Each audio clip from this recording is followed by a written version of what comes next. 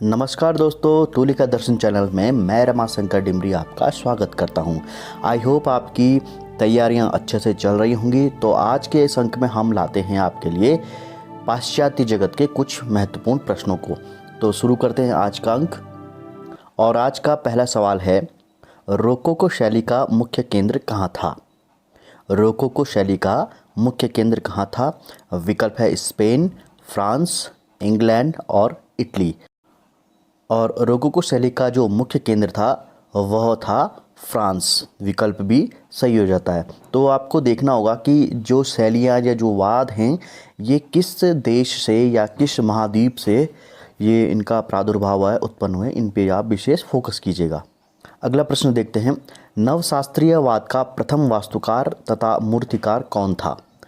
फ्लेक्समैन, मैंक्स, कैनवो या आंग्र। नवशास्त्रीयवाद का प्रथम वास्तुकार और मूर्तिकार जो थे वो थे फ्लेक्समैन। विकल्प ए सही हो जाता है। तीसरा प्रश्न देखते हैं, सिस्टाइन चैपल की छत किसने चित्रित की?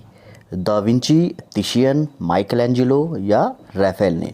सिस्टाइन चैपल बहुत ही फेमस एक चैपल है और यहाँ पर जो छत को चित्रण किया था वो किया था माइकलएंजेलो ने, और ये क्वेश्चन बहुत बार पूछा भी गया है।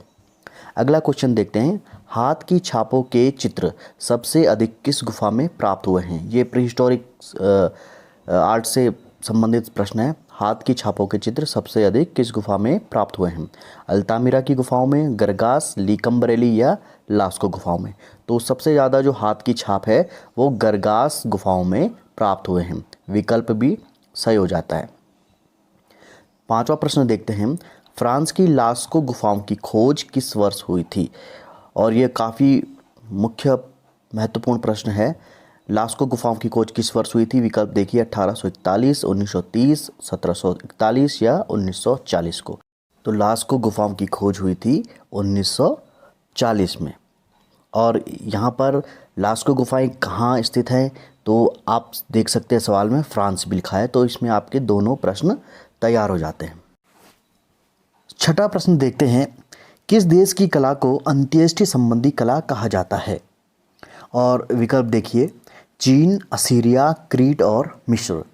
और इस प्रश्न का सही जवाब है अंत्येष्टि की कला मिस्र की कला को कहा जाता है। और इसके पीछे उल्लेख या इसके पीछे तर्क यह है क्योंकि जितनी भी मिस्र में मूर्ति शिल्प या म्यूरल्स या जो चित्र मिले हैं वे पिरामिडों के अंदर मिले हैं।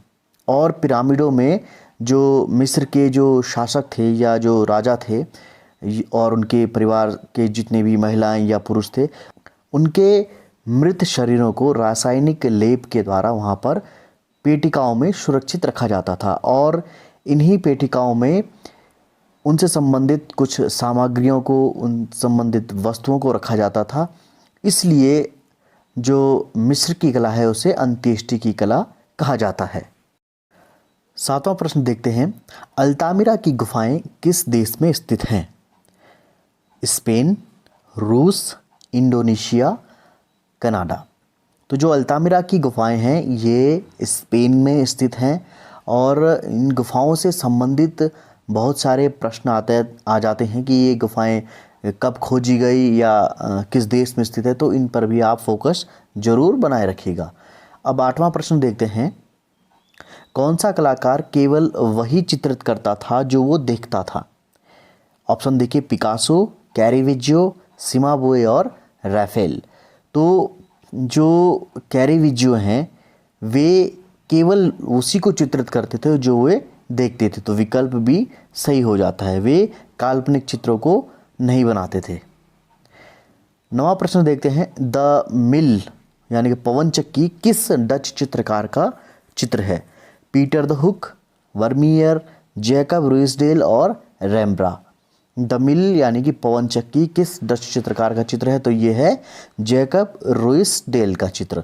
और इसमें मैं आपको एक चीज़ और बताना चाहूँगा कि जब भी आप पाश्चात्य पेंटिंग्स के बारे में अगर आपसे प्रश्न पूछा जाता है तो आप इस चीज़ पे फोकस ज़रूर कीजिएगा, ध्यान ज़रूर दीजिएगा कि पेंटिंग्स का नाम, क्योंकि जो पाश्चात्य पेंटिंग होती है उनका नाम या तो अंग्रेजी में होता है, तो जब हम उनको पढ़ते हैं या हमारे पाठ्यक्रम में उनका हिंदी रूपांतरण कर दिया जाता है, इससे बहुत ज़्यादा कन्फ्यूजन क्रिएट हो जाता है।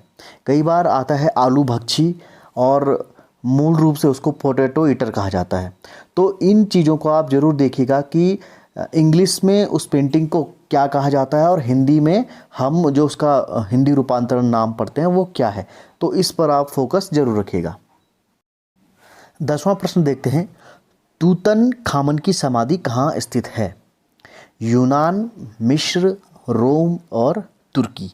जो तूतनखामन है ये एक शासक थे और ये मिस्र के शासक थे, इसीलिए इनकी जो समाधि है जिसे पिरामिड के अंदर रखा गया है, तो यह मिस्र में स्थित है इनकी समाधि। तो कई जगह पे यहाँ पे समाधि लिखा होता है, कई जगह पे तूतनखामन का मकबरा लिखा होता है। तो ये जो समाधि है, मकबरा है, ये मम्मी से रिलेटेड है और ये पिरामिडों में रखे हुए हैं। 11वां प्रश्न देखते हैं, अपनी माँ के सबसे अधिक 12 व्यक्ति चित्र किसने बनाए? रैम्ब्रा, कुर्बे, लिनियार्डो या वान गॉग। तो अपनी माँ के सबसे अधिक 12 व्यक्ति चित्र जिस कलाकार ने बनाए थे वे थे रैम्ब्रा, और विकल्प ए इसका सही उत्तर हो जाता है। 12वां प्रश्न देखते हैं, पैनल चित्र कौन से माध्यम में नहीं बनते हैं? वास्तु चित्रण, मूर्ति शिल्प, लघु कलारूप और चित्रशिल्प। तो ये काफ़ी इम्पॉर्टेंट क्वेश्चन है पैनल चित्रों के ऊपर, और पैनल चित्र जिसमें नहीं बनते हैं वो माध्यम है मूर्ति शिल्प, विकल्प बी सही हो जाता है। 13वां प्रश्न देखते हैं, आंधी द टेम्पेस्ट चित्र किस पुनरुत्थान चित्रकार की कृति है? ये आंधी चित्र है जो ये काफ़ी बार पूछा भी गया है, और विकल्प देखते हैं लॉरेंस लोतो, जॉर्जियोन, तिशियन और कैरेजियो।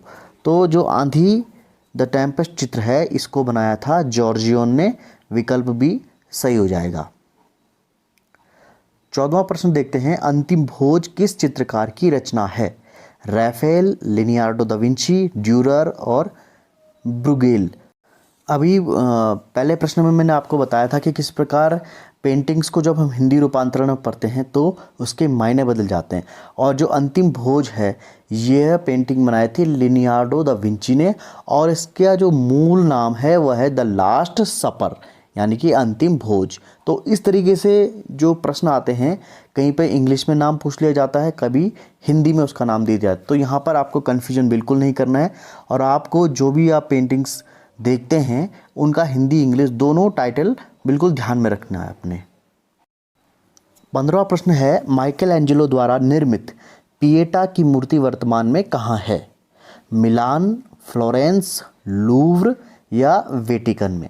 तो माइकल एंजेलो जो थे चित्रकार के साथ साथ वो मूर्तिकार भी थे, और उन्होंने पिएटा की मूर्ति बनाई थी, और यह मूर्ति वर्तमान में वेटिकन सिटी में रखी हुई है। वेटिकन सिटी में इसको स्थापित किया गया, तो विकल्प डी सही हो जाता है।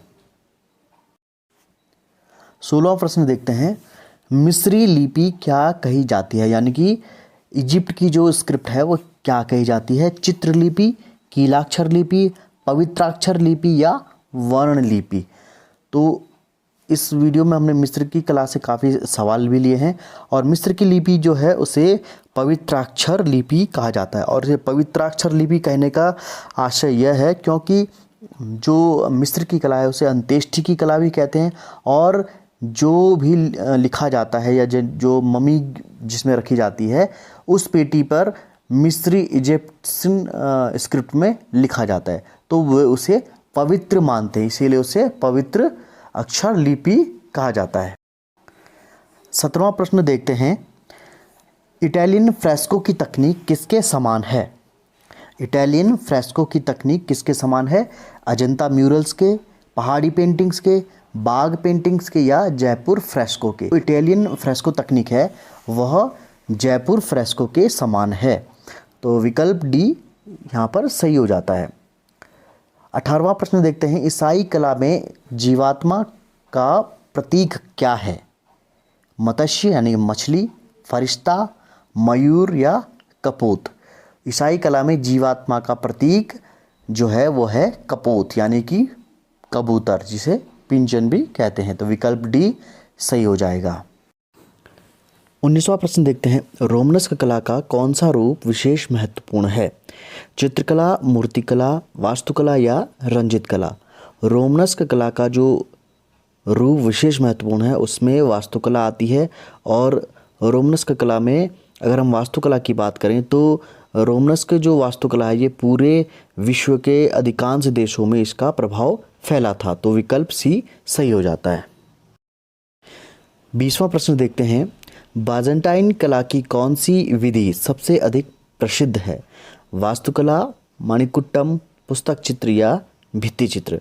तो बाजेंटाइन कला की जो सबसे अधिक प्रसिद्ध विधि है वह है मणिकुट्टम, जिसे मोज़ैक भी कहते हैं। और ये ज़्यादातर चर्च, गिरजाघरों में इसका प्रभाव अधिक रहा है और इसका उपयोग भी ज़्यादा वहीं पर हुआ है। पिछले अंक में हमने आपसे प्रश्न किया था, सिंधु घाटी सभ्यता में मृण्मय मूर्तियां किस विधि से निर्मित की जाती थी, यानी कि मिट्टी की मूर्तियां किस विधि से निर्मित की जाती थी। और बहुत से सदस्यों ने इसका जवाब दिया है और अधिकांश सदस्यों ने टेराकोटा कहा है, लेकिन जो मृण्मय मूर्तियां हैं वो चिकोटी विधि में बनाई जाती थी। और चिकोटी विधि में जो मूर्तियां मिली हैं उनमें पशु पक्षियों के और मानव मूर्तियां मिली हैं। और इसमें खास बात यह है कि जो मानव मूर्तियां मिली हैं वे ठोस हैं और जो पशु पक्षी की मूर्तियां मिली हैं वे अंदर से खोखली हैं। और मानव मूर्तियों में महिलाओं की या नारियों की मूर्ति अधिक मात्रा में मिली हैं। तो चिकोटी विधि इसका सही उत्तर हो जाता है। और जहाँ तक टेराकोटा का सवाल है, टेराकोटा विधि का भी इस्तेमाल भवन निर्माण के लिए और मृत भांडों के लिए सिंधु घाटी की सभ्यता में किया गया है। तो मृण्मय मूर्तियाँ जो बनी हैं वो चिकोटी विधि से बनी हैं। और सबसे पहले सही जवाब देने वालों में से हैं पूजा कर्णवाल रुड़की से, नीतू शाक्या मैनपुरी, मनोज शर्मा कुशीनगर, नवनीत कुमार यादव जौनपुर, सतीश चंद्र और नीतू सिंह जी। आप सभी को हार्दिक शुभकामनाएं, आपने बिल्कुल सही जवाब दिया। और उन सदस्यों को भी मैं शुभकामनाएं दूंगा जो प्रयासरत हैं और सही जवाब देने की कोशिश करते हैं। और आज के अंक का प्रश्न है, रिटर्न ऑफ बुद्धा किस भारतीय कलाकार की प्रसिद्ध पेंटिंग है?